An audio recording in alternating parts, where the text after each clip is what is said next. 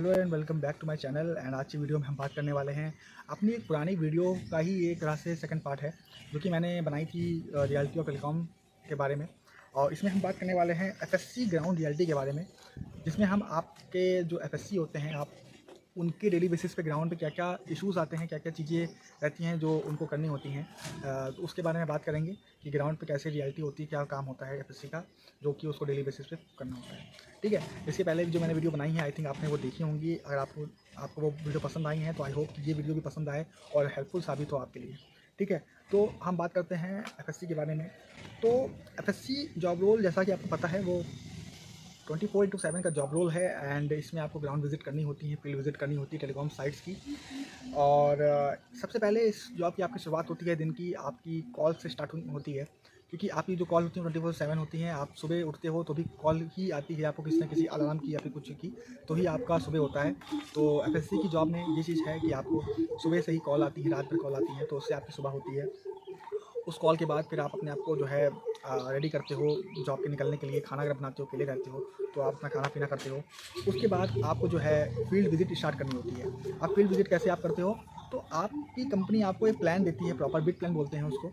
उस हिसाब से आपको अपनी बिट प्लान जो है आपकी डेली विजिट प्लान करनी होती है उस बिट प्लान के हिसाब से, जिसमें आपकी साइट जो होती है वर्स्ट होती हैं जो उनसे आपकी शुरुआत होनी होती है आपके मंथ की। ठीक है, आपको उन साइटों पे विजिट करना होता है, उन पे जो भी इश्यूज़ बताए गए हैं आपके बिट प्लान में उनको आपको देख के रेक्टिफाई करना होता है और कोशिश करनी होती है वो साइट जो है आप जब वहाँ से निकलो तो प्रॉपर होके निकले। ठीक है, तो बिट प्लान आपको स्टार्ट करना होता है अपनी जॉब में एफएससी की, जिससे आप अपनी फील्ड विजिट को स्टार्ट करते हो। ठीक है, उसके बाद आपकी बिट प्लान में एक चीज़ बहुत ही इंपॉर्टेंट होती है, वो होती है डीजीपीएम, जिसमें हम डीजी की सर्विस करवाते हैं। वो हर साइट की नहीं आती है, कुछ साइटों की आती है उसके रनिंग आवर के बेसिस पे। तो आपको डीजीपीएम के लिए भी अपना प्लान बनाना होता है, आपको विजिट करना होता है, क्योंकि डीजीपीएम ऐसी चीज़ है जो आपको अपने सामने ही करवाना होता है, क्योंकि उसमें जो आपके जो फिल्टर्स होते हैं, जो ऑयल्स होते हैं, बहुत एक्सपेंसिव होते हैं, कंपनी उसका खर्चा उठाती है। तो आपको अपने सामने देखना होता है वो प्रॉपर चेंज हो रहे हैं कि नहीं हो रहे हैं, क्योंकि अगर वो नहीं हो रहे हैं तो उस पर डीजी में दिक्कत आ सकती है और जनरेटर आपका जो है ब्रेकडाउन भी हो सकता है। तो वो आपको प्रॉपर साइट पर जाके अपने सामने ही करवानी होती है।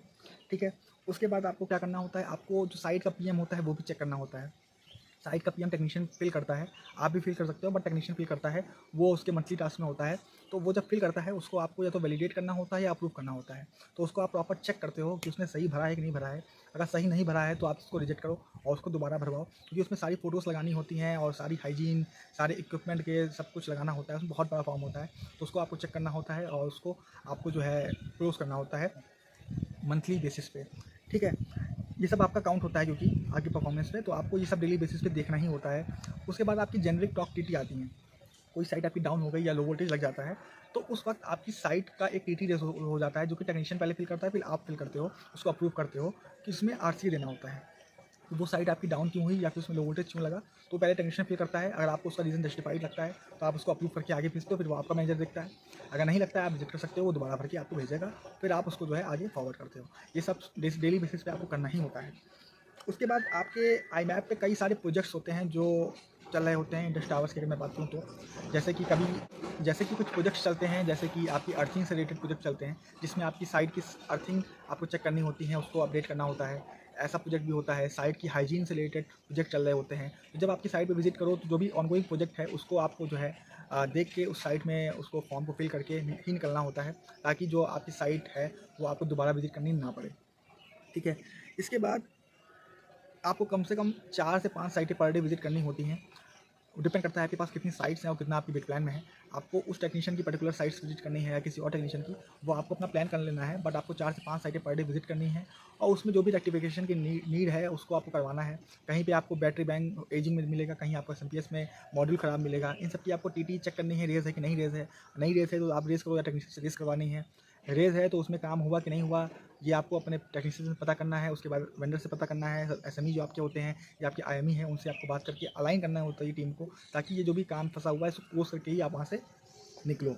ठीक है, इन सब चीज़ों का आपका प्रॉपर ट्रैक रखा जाता है। आपके मेल आता है आपको डेली बेसिस पे, उस पे आपको प्रॉपर दिखता है कि आपकी साइट विजिट कितनी थी, कितने बजे आप निकले हो, कितने बजे लौट के आए हो, कितनी साइटें आप अप्रॉक्स कर रहे हो।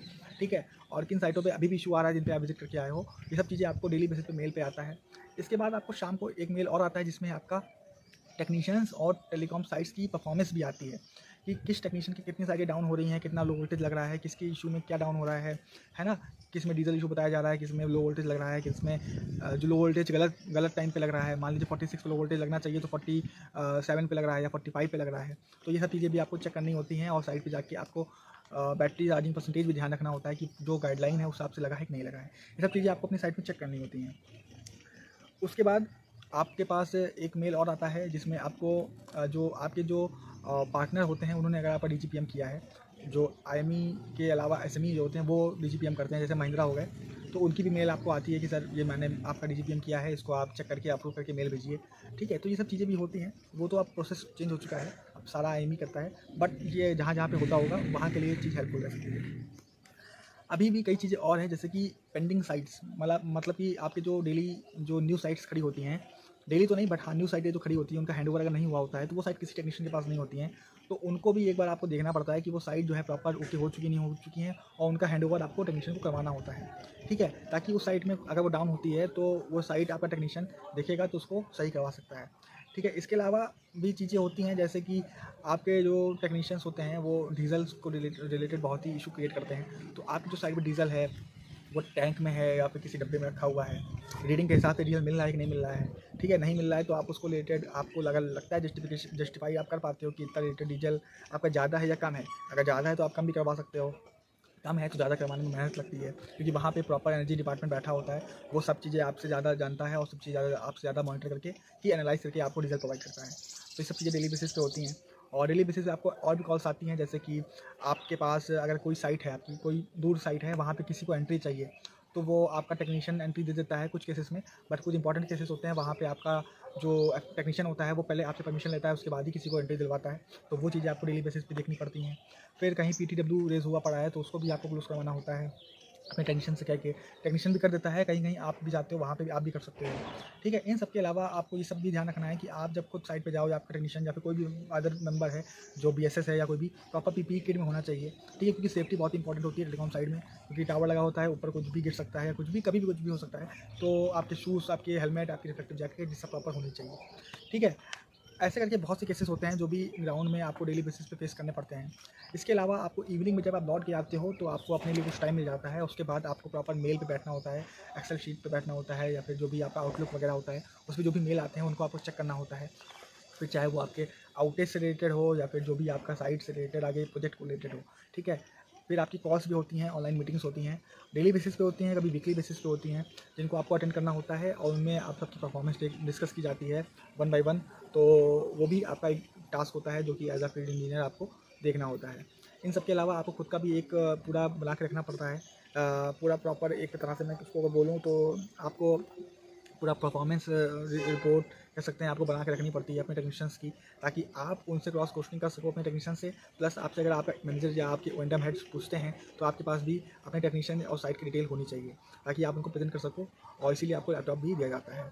इन सब के अलावा आपको मंथ के एंड में अपना मंथली जो भी रिम्बर्समेंट का क्लेम होता है वो भी करवाना होता है, चाहे वो फ्यूल से रिलेटेड हो, चाहे किसी और चीज़ से रिलेटेड हो, जो भी आपके गाइडलाइन में आता है, जो भी आपको मिल रहा है उससे रिलेटेड। तो ये सब बेसिक चीज़ें होती हैं जो आपको ध्यान में रखनी होती हैं।